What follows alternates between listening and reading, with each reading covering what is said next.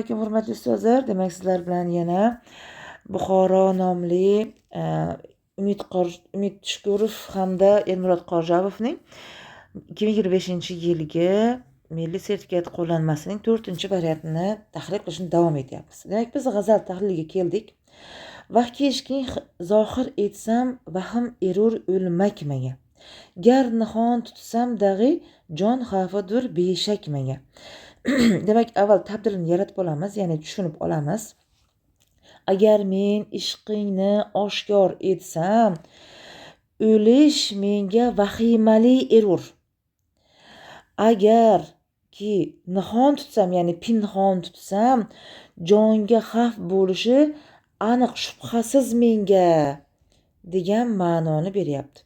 Ya'ni men seni ishqingni oshkor etsam o'lib qolaman deb qo'rqaman. Mabodo agar pinhon tutishda davom etadigan bo'lsam, halok bo'lishimga shubha yo'q degan ma'no berilyapti. Bu yerda oshkor qilmoq bilan pinhon tutmoq so'zlari bizda ta'zot she'riy san'atini beryapti. Kelgan ermish ulmasih o'lganlarin turgizgali. Men tirik, vah yaxshiroq bu umrdan o'lmak menga. Xo'p, bunda nima deyapti? Iso, ya'ni u Iso deb kimga aytyapti? Haligi ul oy, ul gul deganimizda kimni aytamiz? Yorni nazarda tutamiz, to'g'rimi? Ul masih deb shu yerda ham yorini nazarda tutyapti. Ya'ni u masih, ya'ni bilamizki Iso alayhissalom kelganida, dunyoga qaytganida u o'lganlarni nima qiladi? Tiriltiradi, mahovlarni tuzatadi degan nimamiz bor, ma'lumot bor. Mana shu deyapti, xuddi o'zini yorini Masih alayhissalomga o'xshatyapti-da. U Masih kelgan emish. O'lganlarni turgizgani, tiriltirgani kelgan ekan. Lekin demak hamma yoqda o'liklar, lekin men tirikman. Voh, ya'ni essiz deydimi, voh deb nido qilyapti. Bu umrdan ko'ra menga o'lmak yaxshiroq edi deyapti. Qarang, bu yerda o'lgan, o'lmoq, tiriltirmoq, bu ham ta'zot she'riy san'ati bor. Tirik bilan o'lmak so'zlarimizda ham yana ta'zot she'riy san'ati bor. Ikkala nimada ta'zot san'ati turibdi, ikkala qatorda. Xo'p, Juzv juzvimni fig'onkin munfak etdi tiyri hajr. Bir-biridan lek o'zidur juzvi loyin fak menga. Xo'p, fig'on kim? Hijronning qilichi vujudimni bo'lak qilib tashladi. Lekin menga ular bo'linmas zarradek maydalanib ketib, yana qayta tiklanmaydigandek ko'rinyapti deb. Bir-biridan shunaqangi maydalanib ketganki, zarralarga bo'linib ketganki, qayta tiklanmaydigandek ko'rinyapti deb nima qilyapti? Aytilyapti. Mubolag'a san'ati ham bor ekan bu yerda. Mubolag'a san'ati, mana bir-biri so'zlarimiz, mukarrir san'ati bor ekan. 4-bayt. Ko'nglim o'tidan yig'och kuldir, bashoyik bir qatra suv, nogah ul sho'xi jafokash, otsa bir novak menga. Xo'p, mana bu jafokash, sho'xi jafokash, ya'ni jafolar qilib yurib, doimiga jafo qilib yuradigan sho'x, ya'ni yorini aytyapti. Agar menga mana nogahon u menga bir o'q otsa, xo'p, bu o'qni ta'siridan aytyapti, qarang.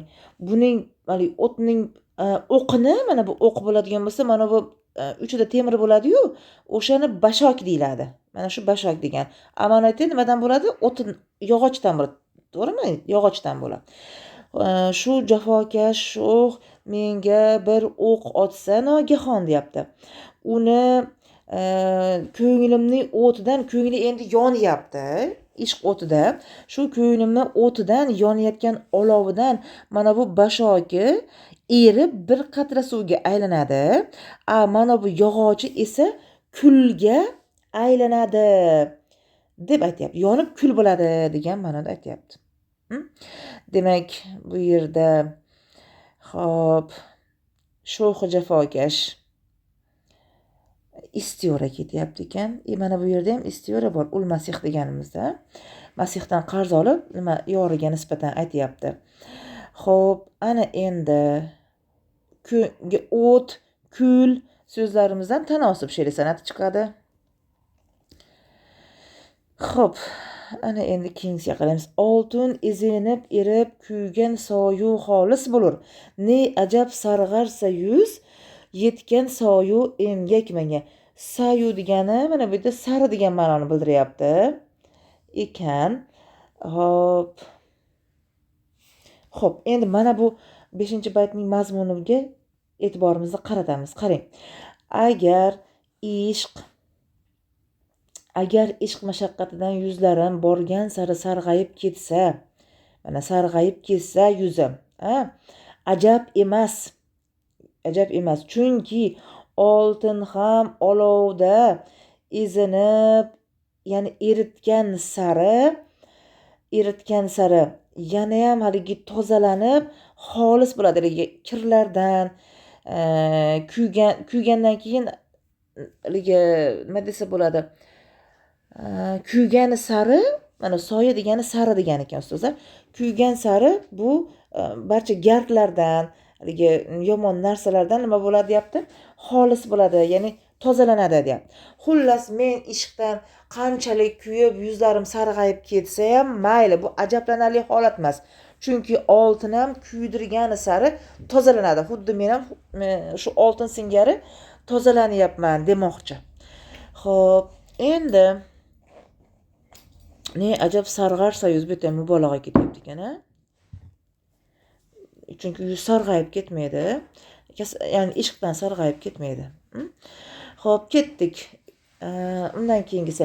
Chok aylar men yoqa o'l qoshi yoni ko'rgach o'q. Kim hadangin otsa hoyil bo'lmagay ko'nglak menga. Xo'p, hadang degani katta o'q degani, hoyil degani to'siq degan ma'noda ekan ustozlar.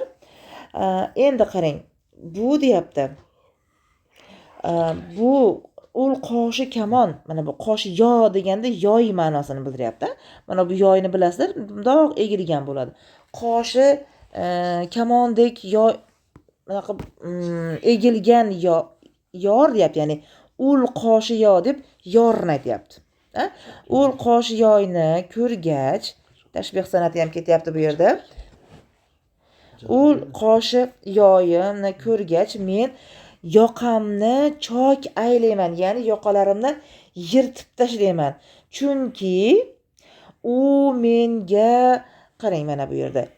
Chunki u menga mana bu o'qini, katta o'qini otsa, ko'ylagim o'sha o'qiga, mana bu o'qiga to'siq bo'lmasin uchun mana shu yoqamni nima qilib olaman deyapti, chok aylab olaman. Shu xullas yoqam shartta yirtib yuboraman, u menga o'q otsa, mana shu ko'ylagim ham xalaqit bermasin deb ko'ylaklarimni yirtib tashlayman degan ma'noni beryapti.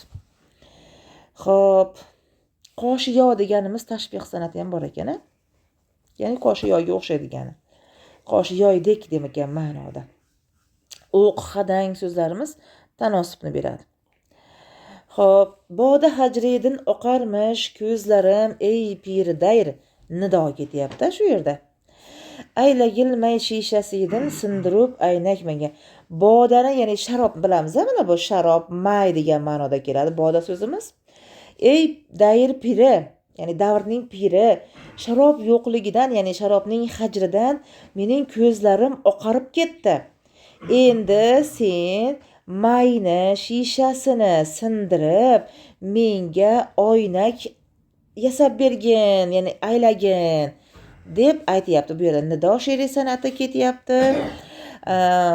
Ko'zlarim oqarmish deganda mubolag'a ketyapti. Xo'p, ana endi may, boda so'zlarimiz nima? Tanosib she'riy san'ati. Tanosib. Sarsari hijron, vujudim xirmanin andoq sovur.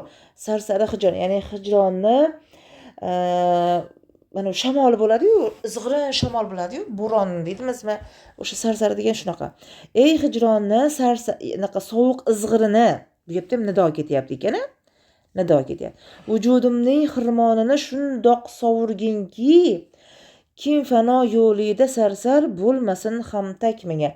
Hamtak degani nima degani? Hamtak degani teng yuguruvchi, men bilan hamtovoq degan ma'noga ketar ekan-a? Shunday meni vujudimni sovurib tashlaginki, fano yo'lida bu xirmon gardini izlab topolmasin degan ma'noni beryapti ekan. Shundoq sovurginki, fano yo'lida mana shu sarsar, ya'ni mana bu izg'irin men bilan sherik bo'lmasin, ya'ni men bilan teng ketmasin degan ma'no bor ekan. Sarsari hijronda nido ketyapti, sarsar so'zlarimizda takrir san'ati ketyapti, takrorlanish. Ey Navoiy, bunda ham nido ketyapti. Ey Navoiy, gar menga ko'prak emas ummidi vasl, bas nag'u ushoqidan javri erur ko'prak menga. Ey Navoiy, agar menga vaslning umidi boshqalardan ko'ra menga ko'proq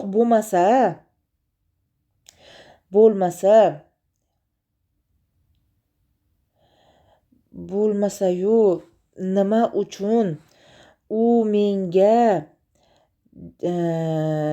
boshqalardan ko'ra degan ekan. Mana ushoqidan boshqalardan ko'ra jabrini ko'proq qiladi. Ammo boshqalarga nisbatan vasli kamroq, u nima uchun endi boshqalardan ko'ra jabrini ko'proq qilyapti menga deb so'rayapti. Bitta tazod bor ekan. Vasl, umidi va jabri deganda tazod ham bor ekan bu yerda. Xo'p, ana oz bo'lsa-da tushunib oldik. Ana endi testlarimizni ko'rib chiqsak bo'ladi. 28-savol. G'azalning matlasi haqidagi to'g'ri hukm toping. Matlasi deganda birinchi baytini nazarda tutiladi. Vahki ishqing zohir etsam vahim erur o'lmak menga, gar nihon tutsam dag'i jon xavfidir beshak menga degan mazmunda qanday to'g'ri hukm bor deb nima qilyapti, bizdan so'rayapti. Demak 28 ga chiqamiz. Javob. Ushbu baytda voh sening ishqini tark etsam, sendan ayrilsam, o'lim uchun xavotirli bo'ladi. Yo'q, mana shu xato.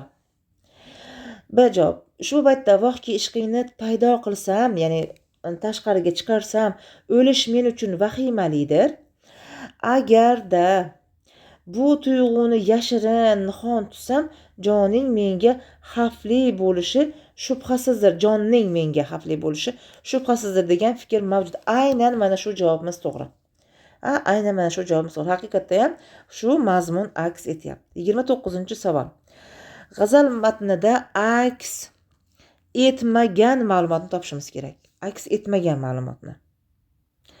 Xo'p, mana shu yerda tamsil she'riy san'ati deb yozilib qolibdi. Keyingi nimamizda chiqarilgan nashrida mana shu talmih deb berilgan. Talmih she'riy san'ati orqali yor ta'riflangan va o'lganlarni tiriltirish uchun kelganligi aytilgan. Bizga noto'g'risi kerak edi. Aks etmagani. Bu esa to'g'ri. Talmih she'riy san'ati mana bu joyda bor edi. Masih alayhissalomda talmih bor. Chunki payg'ambarlarning nomlarini keltirilishi talmih she'riy san'atini yuzaga keltiradi. Demak, mana shu talmih she'riy san'atida haqiqatda ham yorni aytyapti va u o'lganlarni turgizgali keldi degan ma'no aks etyapti. Bu to'g'ri javob. Bizga aks etmagani kerak. B variant. Lirik qahramonning yuzi sarg'aygani va bunga sabab chekkan mashaqqatlari ekanligi aytib o'tilgan. Yuzining sarg'ayganligi haqida mazmun bor. Mana yuzini sarg'ayganligi haqidagi mazmunda bu mashaqqatlar evaziga emas, ishqdan sarg'ayganligi deyilgan. Ishqni mashaqqatlaridan, ishq sabab chekkan mashaqqatlari sababligi aytilyapti. Bu ham yuzi sarg'ayganligi bor. Javob. Yor ayriliq tig'idan bo'lak bo'lganligi haqida mavjud. Xo'p, u joyimiz mana buni aytyapti. Jizvu juzvimni fig'on kim munfak etdi tiyig'i hajr, bir-biridan lek o'zidur juzvi loyanfak menga. Bunda aytyapti. Hijron qiluvchi butun vujudimni bo'lak-bo'lak qilib tashladi, lekin menga hijron qilichini aytyapti ekan, lekin menga ular bo'linmas zarradek, ya'ni atomda maydalanib ketib, qayta tiklanmaydigandek ko'rinyapti degan javob. Ayriq yor qarang, yor ayriliqdan bo'lak-bo'lak bo'lganligi haqida aytilyapti deganimiz mana shu joyimizga yaxshiroq e'tibor beramiz o'rtoqlar. Yor emas, yor bu mana sevikli qizda bu. Yor oshiq shunaqa bo'lyapti. Haqiqatda ham to'g'ri. Mana bu ayriq, ya'ni hajr tig'idan bo'lak-bo'laklarga aylanyapti. Tepada aytilyapti. Shunaqangi mayda-mayda bo'lakka bo'ldiki, bu xuddi juda ham mayda zarraga bo'laklanganligidan bu qayta yana bir-biriga jipslanmaydi, tirilmaydi deb o'ylayapman. O'zimni vujudimni deyapti, yorni emas. Aynan mana shu joy uchun ham S javobimizni olamiz, aks etmagan ma'lumot bo'lganligi uchun. D javob, lirik qahramon qoshi yoydek yorini ko'rganda yoqasini chok-chok qilishi aytilgan. To'g'ri, chunki u otgan o'qqa hattoki ko'ylagim ham xalaqit bermasin deb aytilgan joyi bor. Demak, 29 S javobini to'g'ri deb olamiz. 30 g'azal haqida berilgan to'g'ri hukmni toping. Yana bu tamsil emas, talmih deyilgan ekan. Bu eng birinchi olgandimda bu kitobni. Undan keyin xatolari, kamchiliklari to'g'rilanib, yana yangi chiqarildi. Sizlarning qo'llarda hammasi menimcha yangi kitobdan berilgan. Xo'p, 30-savol. G'azal haqidagi nimani toping deyapti? To'g'ri hukmni toping deyapti. Talmih she'riy san'atidan foydalanilgan baytda ikki o'rinda tazod uchraydi.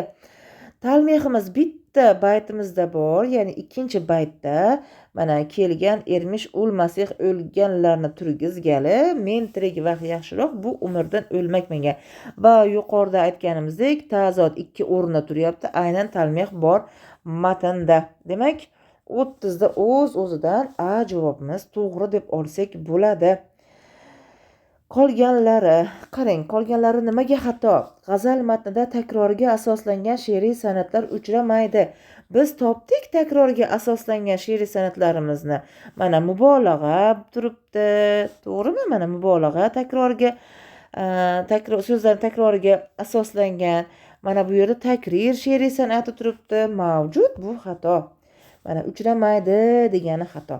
Mubolag'a she'riy san'atdan foydalanilgan baytda nido va jamu taqsim. Xo'p, mubolag'a she'riy san'atida mana mubolag'a bor she'riy san'atimiz, mana mubolag'a bor baytimiz, ikkita baytda mubolag'a bor ekan va unda to'g'ri mana nido she'riy san'ati bor, mubolag'a bor javobda, lekin jamu taqsim yo'q. Jamu taqsim degani yuqoridagi berilgan so'zlarni yozib turib, jamlab turib, keyin pastda ularni har biriga hukm berar edi.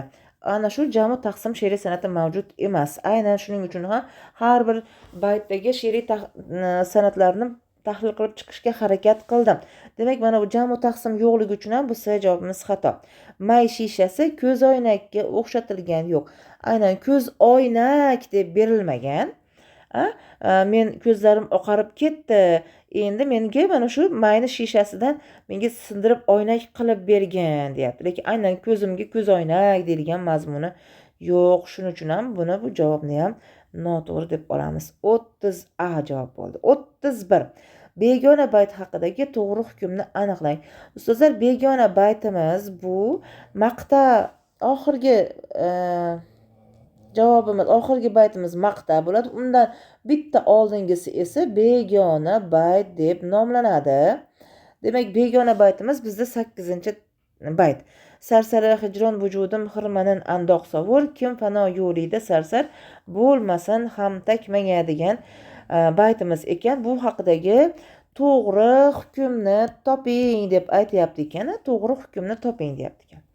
31. Ushbu baytda yo'qlik yo'lidagi kuchli shamollar ayriliq bo'ronidek kuchli emasligi aytib o'tir. Yo'q. Mana shu joyi xato. B javob.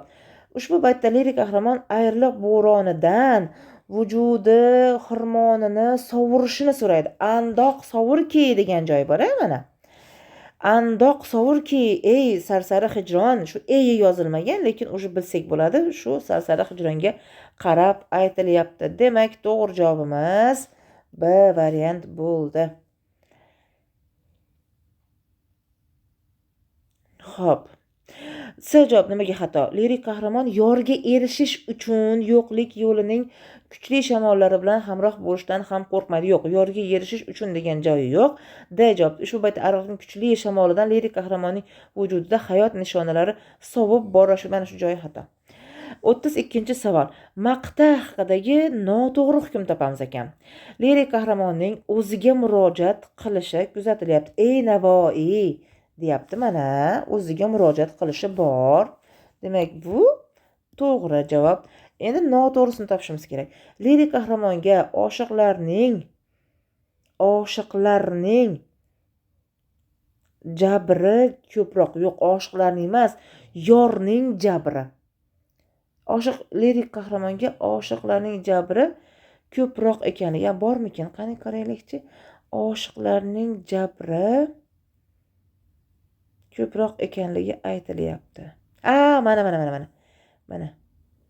Jabri ko'proqdir menga degan joyi bor.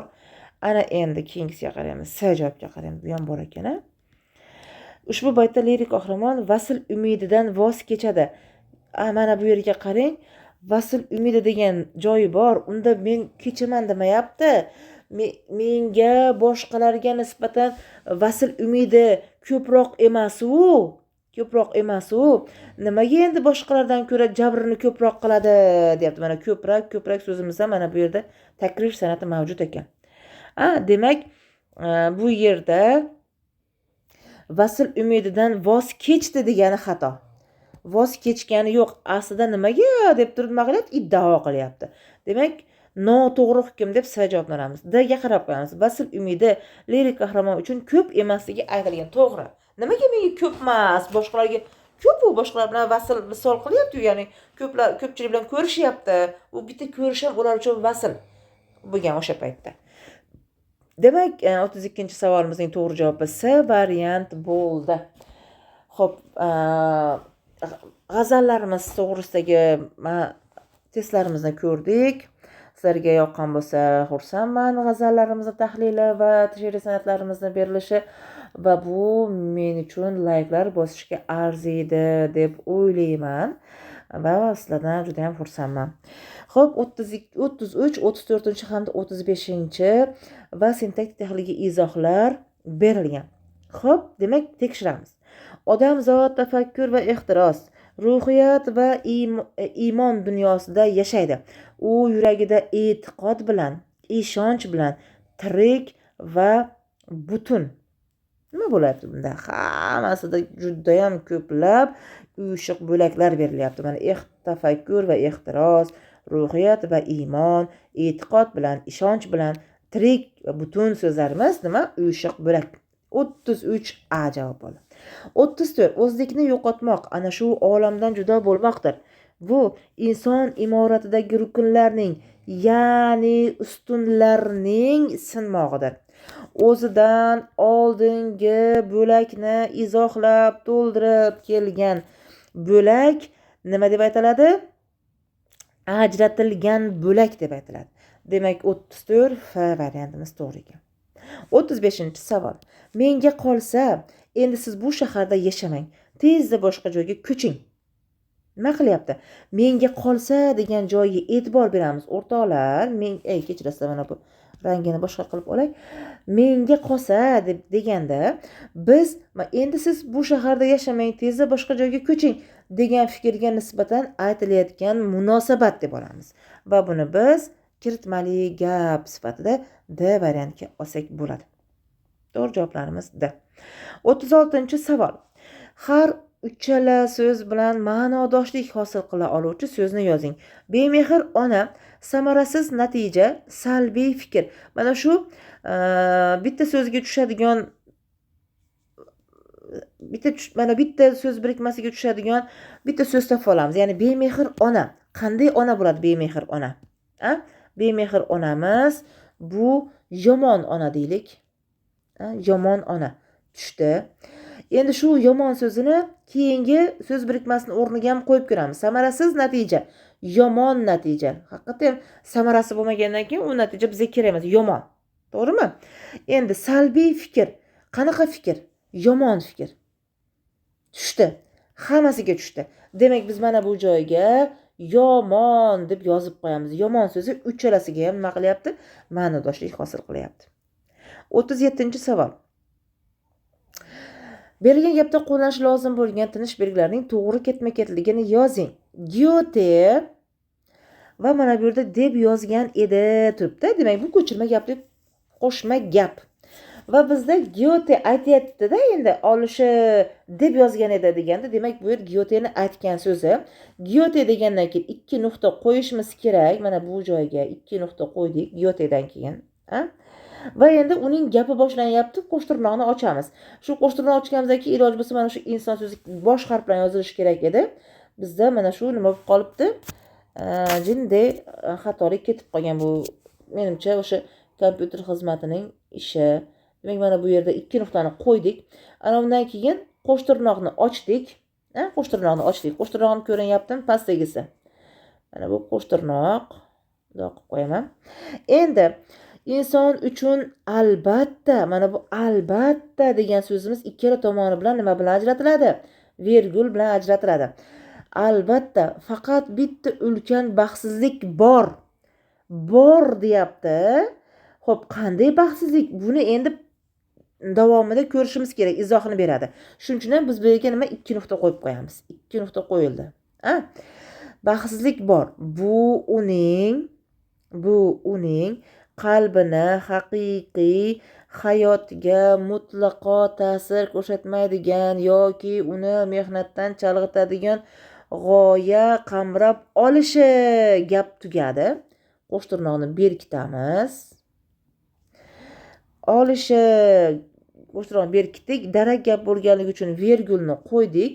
Bundan keyin tireni qo'yib deb yozgan edi nuqtani qo'yib qo'yamiz.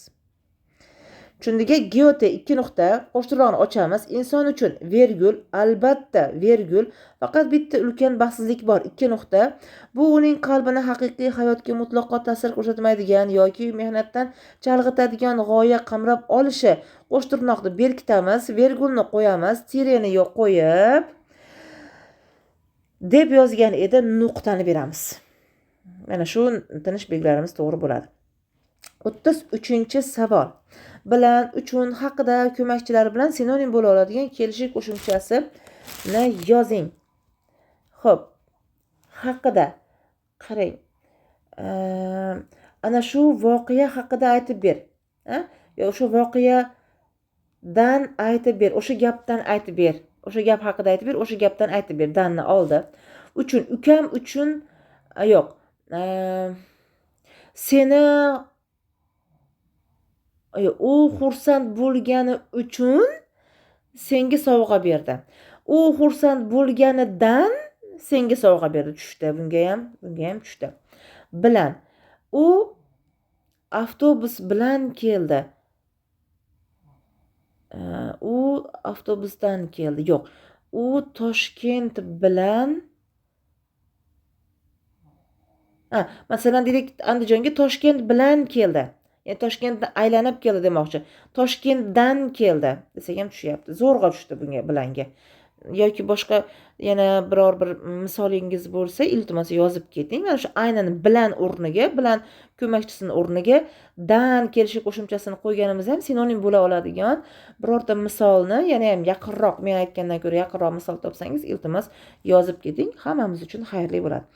39-savol. Gapni sintaktik tahlil qiling va ajratib ko'rsatilgan so'z qanday sintaktik birlik ekanini yozib keting. Netayki vaqtdan yutishimiz kerak ustozlar. Netayki so'zi ajratilyapti va bilamizki ikki yoni bilan virgul bilan ajratilyapti va aynan bu nechora qilay. Netayki tengri go'yo mehnatni menga yaratdi, mehnatqa meni. Demak, mana shu netayki so'zi berilayotgan hamma fikrga bo'lgan munosabatini bildiryapti. Demak, bu nima bo'ladi? Kiritma yoki kirish so'z deb yozib qo'ysak ham bo'laveradi. Mazmun va grammatik jihatdan bog'lanishini tahlil qilamiz 40-testda. U nafaqat saroyni tark etish, balki shohlik maqomidan, oilasidan, har qanday mulkdan voz kechish, ko'cha-ko'yda hayvonlardek loy va irkit joylarda yotib yurish, umrining oxirigacha och-nahor yashash, o'zini hayot ne'matlaridan mosuvo qilib begonalar yeb tashlab ketgan sarqitlar bilan oziqlanish fikrini ma'qul ko'radi. Demak, bizga aytyapti buni savolimizda. Mana bu birinchi ko'rsatilgan so'z tobelanib bog'langan so'z toping. Demak, bu mana shu tark etish so'zi qaysi so'zga tobelanyapti deyapti. Buning uchun topish uchun biz mana shu tark etish so'zi bilan uyusha oladigan uyushiq bo'laklarni topib olamiz. Tark etish, voz kechish, yotib yurish, och-nahor yashash, mosuvo qilib tashlab ketgan sarqitlar bilan oziqlanish. Mana topdik. Mana uyushiqlarimizni topib oldik va ana shu eng oxirgi uyushiq bo'lagi qaysi so'zga tobelansa, demak mana shu tark etish so'zi ham aynan shu so'zga tobelanadi. Chunki uyushiq bo'laklarimiz bitta bo'lakka nima qilinadi? Bog'lanadi, tobelanadi. Tark etish fikri degan so'z fikrini so'ziga tobelanyapti. Oziqlanish fikri, och-nahor yashash fikri, yotib yurish fikri, voz ketish fikri hammasi mana shu fikrini so'ziga tobelanyapti va biz mana shu yeriga fikrini degan so'zni nima qilib qo'yishimiz kerak? Yozib qo'yishimiz kerak bo'ladi. Xo'p, endi ikkinchi savolimiz. Gapdagi ajratib ko'rsatilgan so'z tobelanib bog'langan so'zlarni yozing debdi. Ikkinchi so'zimiz ko'cha-ko'yda. Ko'cha-ko'yda hayvonlardek loy va erkit joylarda, mana ko'cha-ko'yda erkit joylarda yotib yurish. Demak, mana shu so'zimiz yotib yurish so'ziga tobelanyapti, hurmatli ustozlar. Va javobimiz shu. 41-savol. Parchadagi yordam so'zlarning grammatik vazifasini tahlil qiling. Xo'p, tilning bilish ahamiyati faqat oddiy bilim bilan cheklanmay, ma'rifatni bilishning eng oliy martabasini ham o'z ichiga oladi. Ma'rifatni. Xo'p, bir raqamini ajratib ko'rsatilgan so'zga qaysi yordam so'zini qo'yamiz? Tilning bilish borasidagi deylikchi. Tilning bilish borasidagi ahamiyati faqat oddiy bilim bilan cheklanmay, ma'rifatni, ya'ni bilishning eng oliy martabasini ham o'z ichiga oladi. Martabasini so'zlar uyushib kelyapti.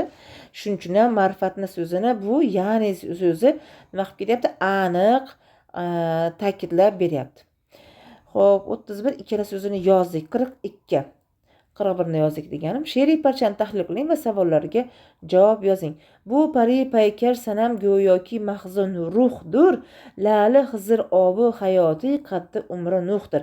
Yorning qaddi nimaga qiyoslangan? Qaddi umri nuhdir deyapti. Ya'ni Nuhning umriga qiyoslanyapti.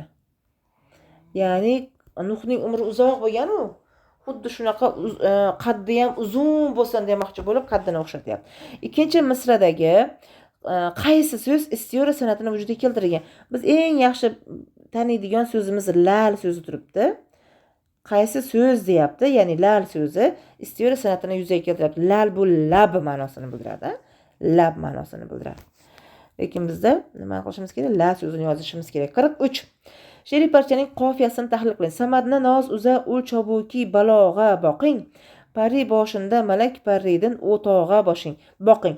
Boqinglarimiz radif, qisqa radif, balog'a, o'tog'a so'zlarimiz qofiyador so'zlar.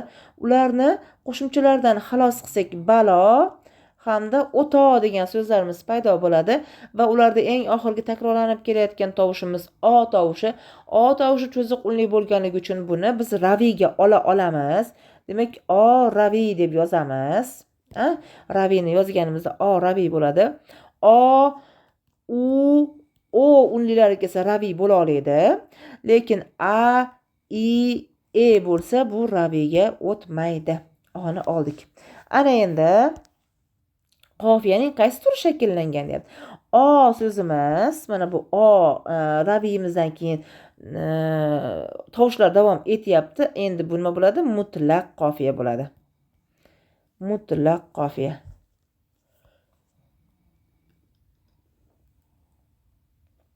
Qirq to'rtinchi savol. Qit'aning mazmunini tahlil qiling va savollarga javob yozing.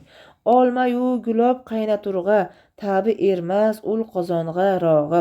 Demak, bu qozon kichikdir osru, ermas bunga himmat ahli tolib. Kim ruhu g'aroyibining qozoni bundan ham ulug' emas. Munosib qit'ada nima qoralangan deyapti. Qit'ada baxillik qoralangan o'rtoqlar.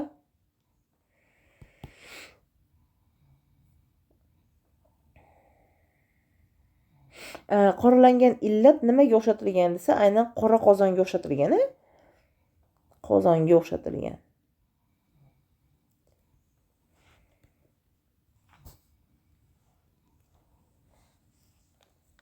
Yoki qozon deb qo'ysak ham bo'ladi. Nimaga o'xshatyapti desa, qozonga.